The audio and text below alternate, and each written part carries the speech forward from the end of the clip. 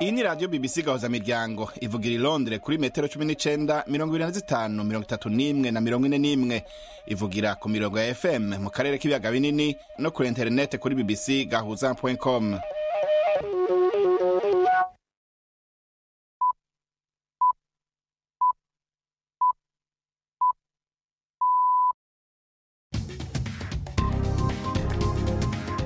Ubu ni saha 10 n'igice kw'isaha mpuzamakungu ya GMT, ni saha 12 n'igice mu Rwanda no mu Burundi. Muri studio muri kumwe na Prime Ndikumagenge. Mwiriwe neza baduteramanye kuri uyu wa kane itariki 27 kwezi kwa 11 mu 2025. Izi ni ingingo zamwe mu makuru tubafitiye. Umukuru w'u Rwanda avuga yuko afise icizere ko hari ikintu gifadika kizova mu biganiro vyimirije ku muhuzi Washington na mugenzi we wa Republika ya Demokarasi ya Kongo, yamara arafise n'impungenge. Mu minsi ibiri iheze hari abarundi barenga 240 bahungutse bava mu Rwanda no mu Buganda bashikiye muri komine ya Muyinga, niho ikigo cifata kibanza c'Ikinazi, niho bose bashikiye, niho turabatunganiriza kugira ngo ejo tuzotanga ko batahana mu mihani wabo. Mu rubanza rwa Beatrice Munyenyezi, sentare yumvirije umwe mu bakuri icaha kuri uwo mugore yunguruje ku gihano ca burundu yaciriwe ku vyaha vya jenoside mu Rwanda. Hari n'urunana muri iki kiganiro gahagarikiwe na Nina Iradukunda.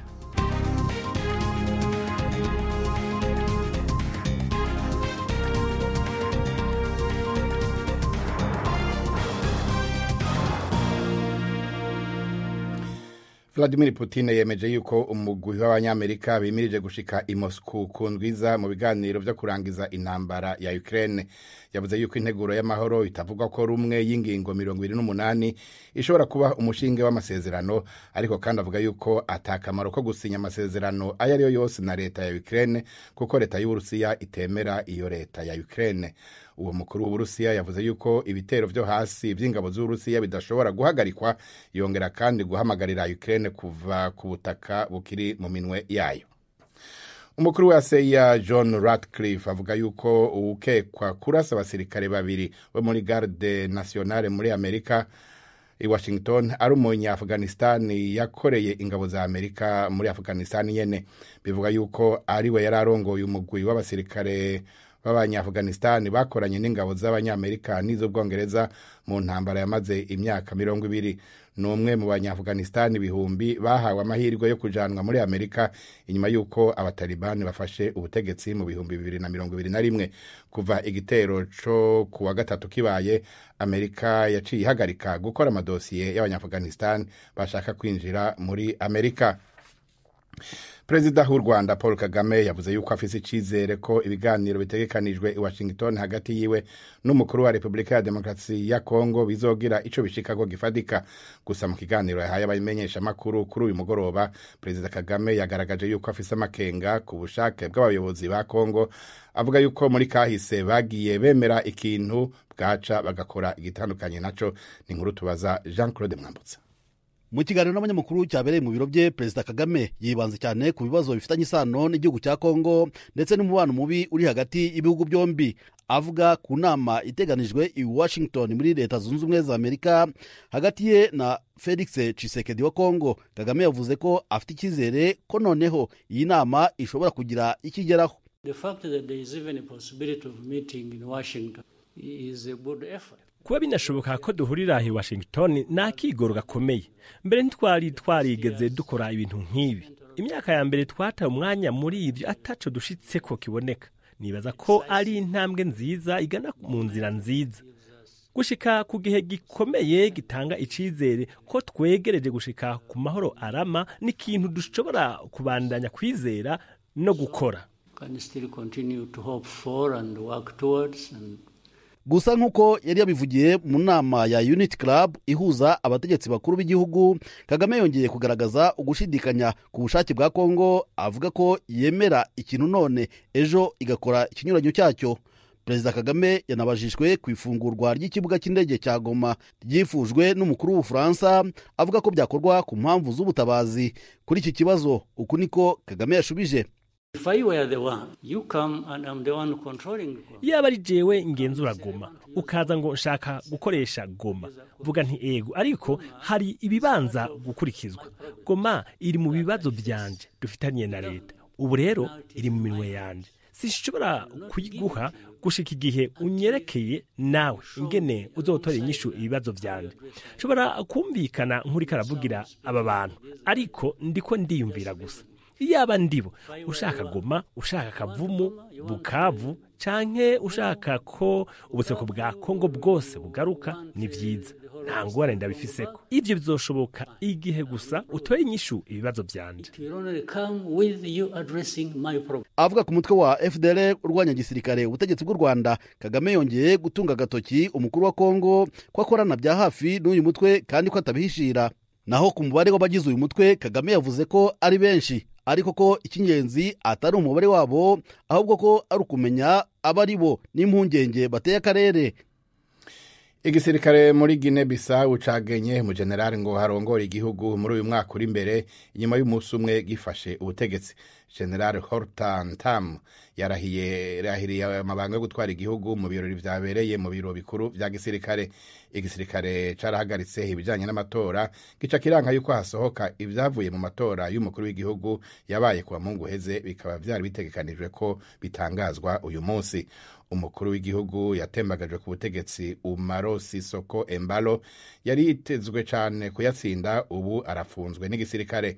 Ishirahamwe ry'ibihugu vy'akarere CEDEAO ryiyamirije uko gufata ubutegetsi ku nguvu, rigasaba yuko umukuru w'igihugu n'abandi bategetsi bafashwe barekurwa ubwo nyene. BBC gahuze miryango ubu tugeze ku isaha imwe y'ijoro ibura iminota 24 mu Rwanda no mu Burundi. Mukanya mugume hafi, turabandanya n'amakuru.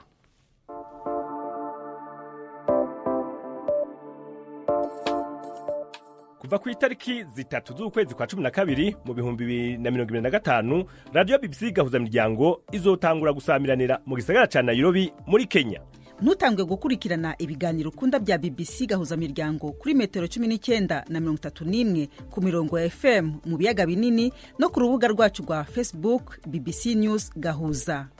BBC gahuza miryango iri kumwe nawe. Mu Burundi muri iyi minsi ibiri heze haratashe abarundi bahungutse bava mu bihugu vy'u Rwanda na Uganda. Bose binjiriye nako, bamwe binjiriye ku mpaka wa Gasenyi, abandi binjirira mu Muyinga. Ivyo bihugu uko ari bibiri kaba birimwo impunzi nyinshi z'abarundi. Ubujejwe kwakira abahungutse mu bushikiranganje bw'intwaro yo hagati, umutekano w'iterambere rusangi mu buraruko bw'u Burundi ni Jules Bagayimpunzi. Twavuganye ambwira ingene igikorwa cyo kwakira abo bahungutse kiriko kiragenda, maza kumubaza uko bose bangana. Ku munsi wa kabiri twakiriye abarundi bahungutse bavuye mu gihugu cy'u Rwanda, hariho bavuye mu Mahama n'abandi bari baba mu bisagara bashika 115. Hama ku munsi wa gatatu naho hahise twakiriye abarundi 32 bavuye mu gihugu ca Uganda.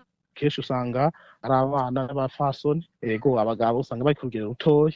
Abo bose rero baciye ku mupaka wa Gasenyi hariya mu Kirundo. Oya, uko dufise ubwinjiriro bw'abarundi bahunguka bubiri, hariho abinjirana baciye ku mupaka wa Kobero, abavuye mu Buganda, hama bavuye mu Rwanda bagaca ku mupaka wa Gasenyi Nemba. Bashikira hehe? Muri komine ya Muyinga niho dufise ikigo cifata kibanza c'Ikinazi, niho bose bashikiye, niho turabatunganiriza kugira ngo ejo tuzotanga ko batahana mu mihani wabo. Muri uwo mwanya bakiri ngaho muri ico kibanza c'imfata kibanza mu bafashiki, turabaha impapuro zerekana uko abarundi bahungutse, tukabaha kandi imfashanyo, naho umuntu umwe aronswa amadolari 200 mugabe bakayavunja amarundi agaca muri amatelefone, ivyo bita transfer.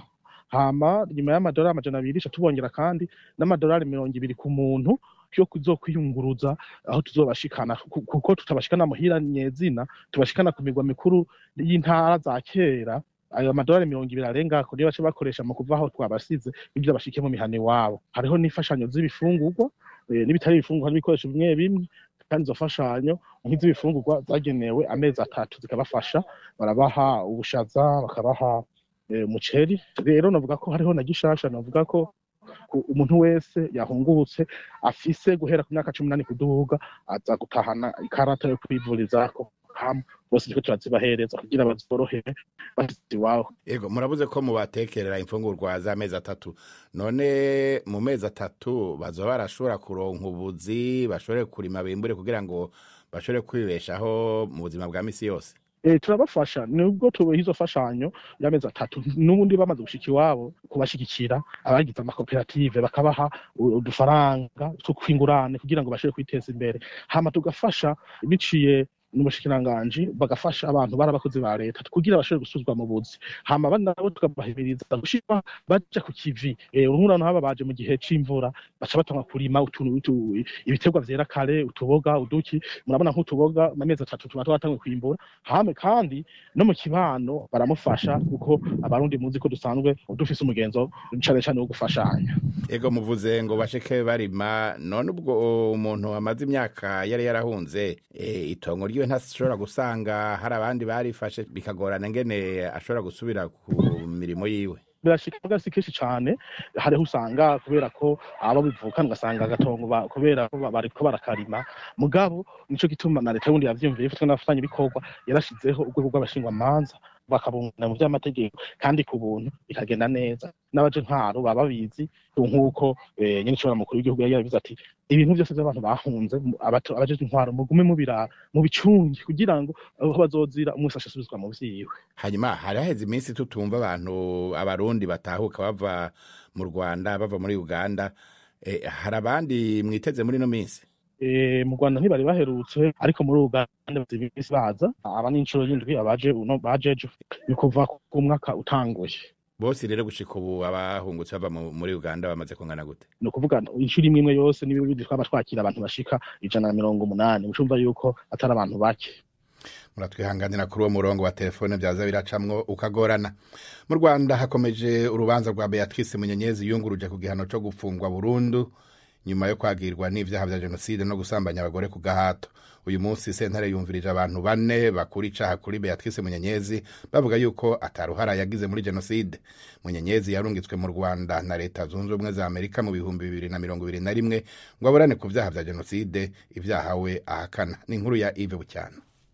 Umwe muri 4 batanze ubuhamya uyu munsi mu rukiko bashinjura Munyenyezi no mugabo w'imyaka 58 wakatiwe igifungo cya burundu kubera ibyaha bya genocide.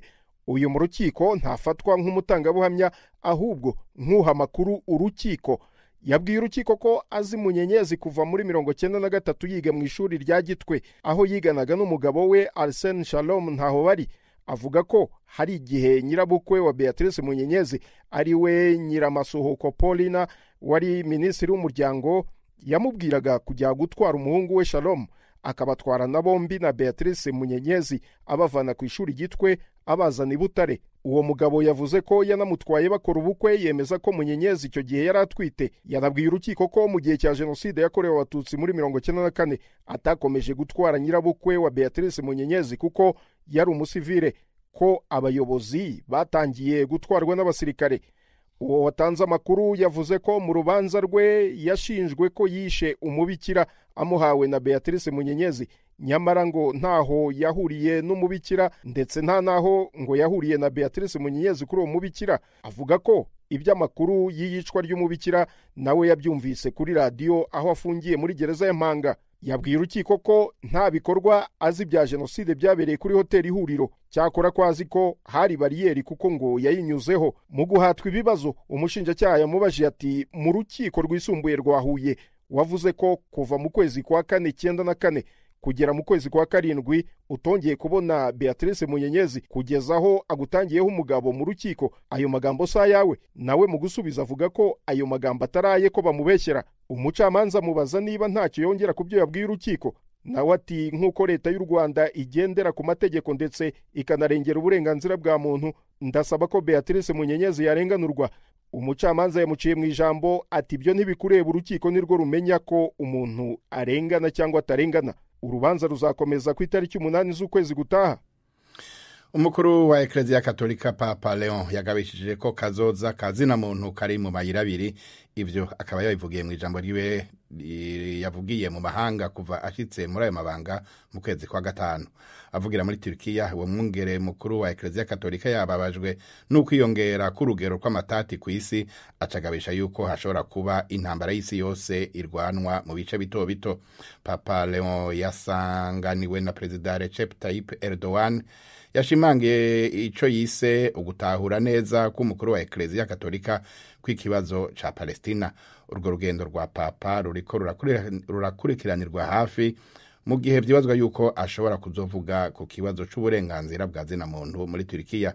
Urwo rugendo azorurangiza kuwa Mungu ahazoca aja muri Libani. BBC gahuza miryango, abakunzi b'urunana, ubu n'umwanya wanyu.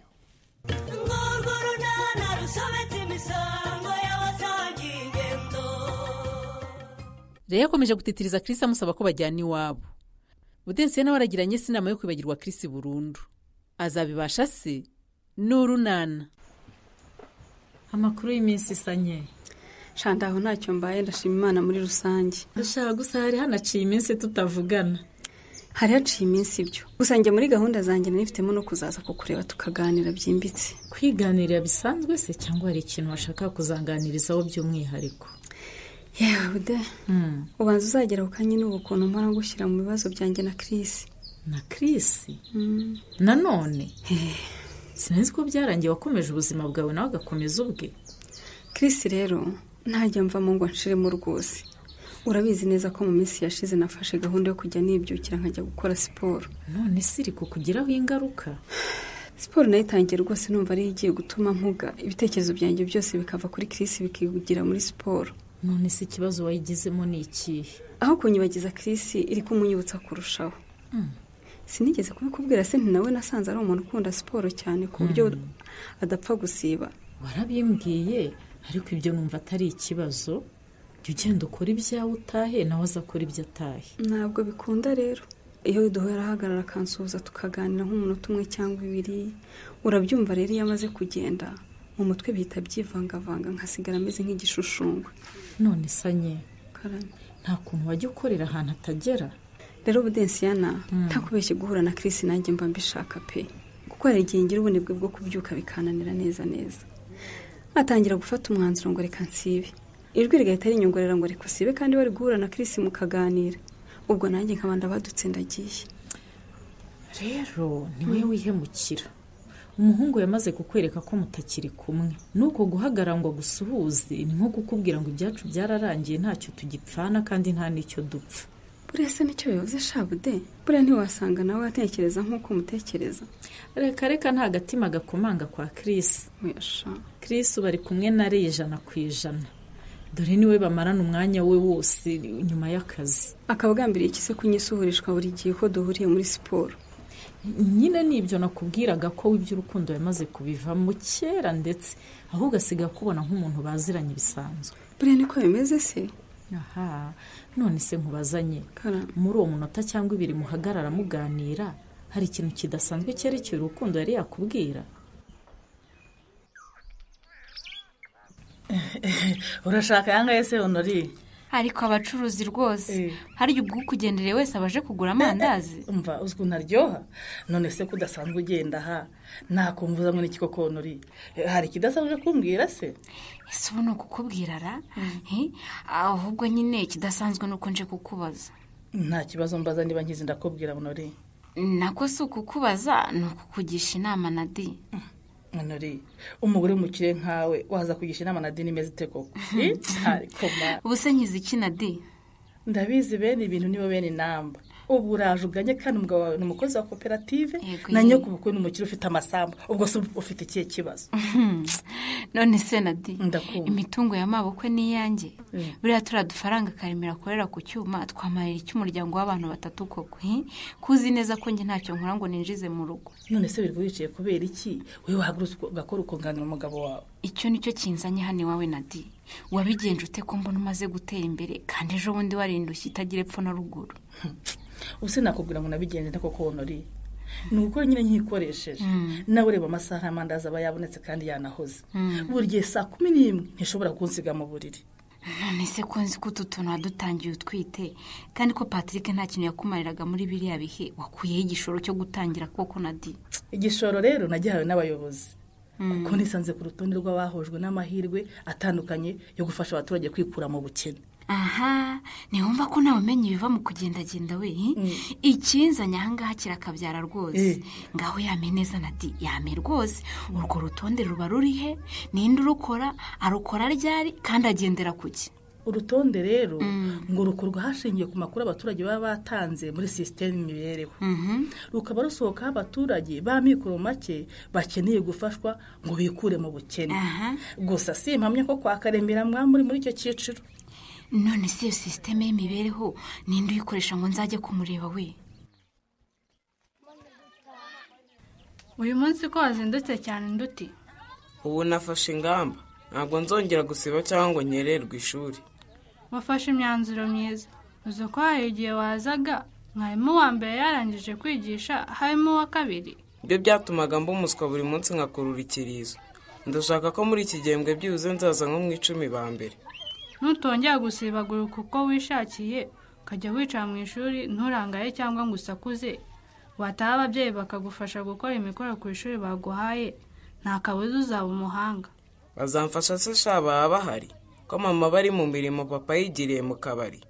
Ahubwo no kuzangisha gukoresha internet nkajya mbyishakira. Nabyo ni byiza. Igihe ababyeyi batagufasha na internet uyibonye yagufasha da. Ntabwo nayibura kuko akenshi telefone ya papa ninjye buyifite n'ikinira imikino itandukanye. Hajya papa afite smartphone. Smartphone imeze gute harya? Iya touch bakoresha bakoza mu rutoki. Oya, afite agato k'amatusha ariko ntabwo ajya kanyima. Akenshi usanga yirambitse nk'abanyikinisha akayibuka ari uko agiye mu kazi cyangwa agize umuhamagara. Iyo rero ntabwo yajyamo internet ngo iguhe ibyo ushaka kureba byose. Kereka touch yonyine. Niyikwereka ibintu neza ukayibaza ibyo udasobanukiwe byose ikagusobanurira. Iyo Kanengo afite urayizi? Ndayizi. Nkiriya byakunda. Ikigo kirakemutse. Nzajya nira Kanengo nkoresha telefone ye nanjye muzankamera amashyi nk'ayo twagokomeje ubundi wowe na Ken. Ariko udasanzwe uzi kuyikoresha ntabwo wapfa kumenya aho ushakira ibintu. Bisaba ko hagira ubanza kuyikwereka. Kanengo nubwo ava mu kazi ananiwe ariko ntabwo yamburira umwanya wo kunyereka uko bayikoresha. Ntabwo ari ibintu bigoye. Iyo umuntu amaze kukwereka aho baca abikora rimwe ureba bwa kabiri nawe ukabyisubiranamo. Cyangwa se nidutatunyane wanyu nyereka ukoresheje ya mama wawe. Ntawamenya wasanga na Kanengo nawe atazi uko bikorwa n'ubwo yayitunze. Nabyo birashoboka kuko smartphone ibamo ibintu byinshi. Ushobora gusanga yijya ku mbuga nkoranyambaga ariko ibirebana n'amasomo ntabyiteho. None ubwo twemeje ko niturangiza kwiga turajyana hano ukanyereka uko bikorwa. Nge nta kibazo ariko amakuru se we Nyiramare. Nta kibazo nanjye ndamahoro. Ndabona soro yawe na nyokobuje imaze gutera imbere we.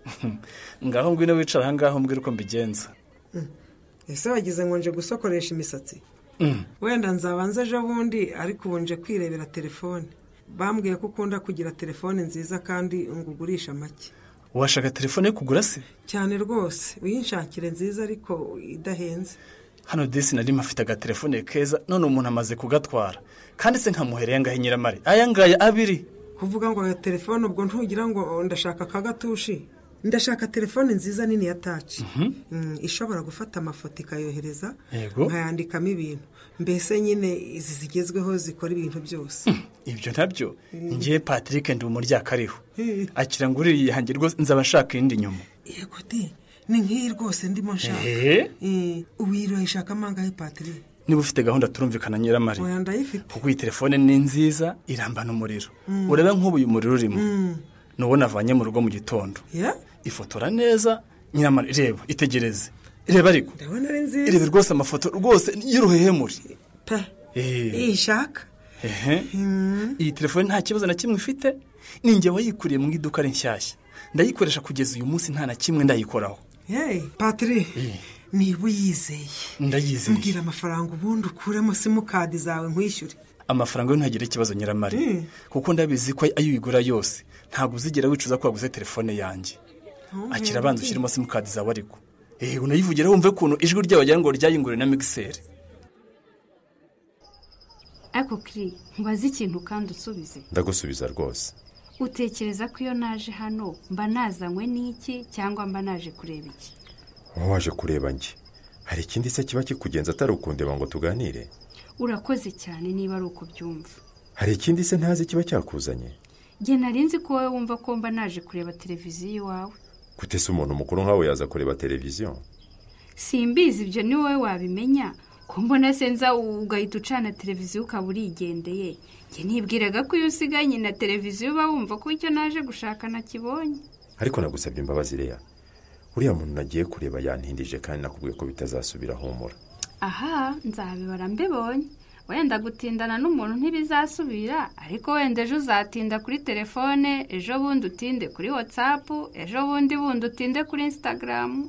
Hoya wirakarye kobwa cyiza, humura ntibizongera. Kandi uratuma ntaguhembera imirimo myiza wankoreye. Nushaka ubyihorere, ubundi se nabikoze mbwambiriye guhembwa. Mu muco nyarwanda rero, umuntu wakoze neza arahembwa. Mukanya gatangusi zahura korobye, uzinga imyenda, uhindura intebe zo muri salo n'ameza, ntusanzwe pe. Ubwo se kidasanzwe ni ikihe? Ndabona ukuntu wahinduye intebe zo muri salo ari byiza pe. Salo irakeye, habonetse n'ahantu hisanzuye. Naho njyewe nari narazigerekeranije nk'upanga imifuka y'amakara mu ikamyo. Ibi nta buhanga nta n'imbaraga bisaba rwose. Ungize uwawe najya mbikora buri mezi 6 uko ashize tugahindura uko muri salo yacu hameze. Ibyo ni gahunda y'Imana, reka tubitega amaso tureba aho bigana. Ni gahunda y'Imana ariko yo nayifashe uwifashije. None se niba ntacyo tubikoraho, Imana izanteruriza intereka iwawe. Cyakora jye namaze kubwira iwacu ko mfite umukunzi. Sinzi niba ibyo nakoze ari byo cyangwa narakoze amakosa. Ariko nawe uravuga we. Ese ubwo babwiriye iki ubihorera? Nese ko ari ababyeyi banjye bambaza amakuru nk'abihorera koko. Gusa nyine nanjye navuze nti niba ari ikosa nakoze ndarisabira imbabazi. Ambo, sinavuga ko ari ikosa, ariko niyo ubihorera ntacyo byari bitwaye. Niba ntacyo rwose bitwaye kuba narabibabwiye ndagushimiye. Ahubwo se sheri, mbwira ko bashaka kukubona tuzabasura ryari. Akira bebe, akira Tamira. Aha Putori, aha Joshye mama, nana ya papa itamirire. Urana kurya kandi papa yadusuye bebe. Ese undi mwana utaramira ibijigo. Izo biswi umuhara zikinyagute nadi. Ndi kuzishyira mu gikoma zikoroha nkamunda kuzimuhada. Harya ubundi umwana mutemere kurya biswi. Zitwaye ikizi? Uzi ukuntu nguyu yazikunze cyane. Usanze maze kurya nka 5. Harakubwiye ko zitera ikibazo se? Ntawe nigeze mbibaza pe. Nuko numva mu bintu nonse yate yambwiye nzajya nshakira umwana atigeze ambwiramo biswi. Ubwo nuko yabyibagiwe ariko. Biswi nta kitwara umwana. Ntuzi ko hari n'utubiswi bava ko ari utw'abana se? Ndabyutse koko hari utubiswi abagore bakunda kuburara mu isantere iyo bagiye gukingiza. Ukabona bahatuguze bose nk'aho ari itegeko. Turiya tubiswi twiza abantu baradukunda cyane. Ndabona kurya asa naho babihaze akira noneho muterure. Bebe, ngwino soze papa. Reko nahise seka we. Ese bariye amabiswi n'igiko muri siga ku matama. Ngwino soze sha, ngwino ubwire papa. Ariko we n'umukobwa we murakunda naye. Dore ko nahise seka kandi ngeri yanze konsekera. Nanjye niwe sinagusekera. Uburanga kumutekerwa muhaza biswi. Gusa urumva byamushimisha. Ngaho na telefone mbafotora agafata umuteruye. Dore nimwana hirukanaga. Telefone sugira ngo ariyo mfite. Patri, bayikwibye? Oya nta wayinyibye ninjye wayitanze. Telefone nziza ihenze kuriya. Ukayifata ukayiha umuntu atagize icyo gukorera. Hariko Patri ko ndagukeka. Humura nawe nayihaye nayigurishije. Patri yogurishije telefone ukoresha? Ngiye umuntu akima amafaranga meza bayamaze kunyica mu mutwe. Ntabwo inote zare kwizana ngo zinceho. Nayitanze abanguri yindi nitonze. Ahubwo se Patri, uvuze amafaranga ndibuka. Kuri cya kibazo cy'ubukode bw'inzu nakubwiye, umwanzuro wampaye no wuhe? Nadi twumvikane. Niba kwita ku mwana cyane aribyo bituma ushaka ko nzajya nkemura ibibazo byose. Umubwire mbihagarike ngenza rimwe na rimwe. Ntabwo nabona amafaranga agufasha kuri buri kintu cyose ukeneye mu buzima. Ntabwo wareka kwita ku mwana wawe nanone da. Nabyo ndabireka da kuko ndakubona mu kanya urava ku nzu ugere no ku bindi. Oya sha Patri, nanone niba ari ibyo sinzongera kukubwira ibibazo by'inzu. Wowe uzakomeza umfashe uko wajya gumfasha, nanjye ubukode bw'inzu nirwaneho nyishyure nkuko najyaga mbikora. Imbere yo kubasezera ndabibutse yuko perezida w'u Rwanda avuga yuko afise icizere ko hari ikintu gifadika kizova mu biganiro vyimirije kumuhuza na mugenzi we wa Republika ya Demokarasi ya Kongo nubwo atabuze impungenge. Nina Iradukunda niwe yahagarikiye iki kiganiro ku buhinga bw'amajwi, hari Volodymyr Muzeshka, nanje ndi Prime de Kumagenge naho butaha.